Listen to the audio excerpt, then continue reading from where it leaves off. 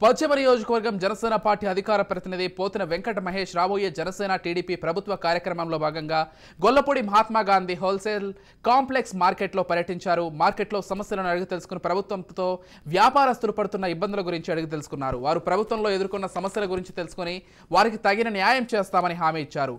Janasena TDP ప్రభుత్వం వస్తే వ్యాపారస్తులకు తగు న్యాయం చేస్తామని తెలిపారు. కాగా కోడికత్తి శ్రీనుకు బెయిల్ మంజూరు కావడంతో పోతిన మహేష్ హర్షం వ్యక్తం చేశారు. న్యాయస్థానంపై తనకు నమ్మకం ఉందన్నారు. ఇంతకాలం శ్రీను కుటుంబాన్ని ఇబ్బంది పెట్టిన జగన్ ఇకనైనా ఆదుకోవాలని సూచించారు. మతం పార్టీ చూడకుండా వారికి అండగా నిలబడ్డాం, వారికి సహాయ సహకారాలు అందజేశాం.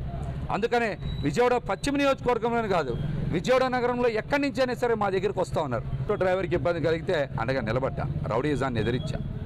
రజియా సుల్తానాకి పథకాలు రాలేదని తూర్పు నియోజకవర్గం వస్తే అండగా నిలబడ్డా. సెంట్రల్ నియోజకవర్గంలో మోహన్ గురించి నిలబడ్డా. మతిస్థిమితం లేని ఒక ఆడపిల్ల మీద అఘాయిత్యం చేస్తే అండగా నిలబడ్డాం. పశ్చిమ నియోజకవర్గంలో మీరు చూసుకోండి, అస్లాం కేసు కావచ్చు, నాగబాబు కేసు కావచ్చు.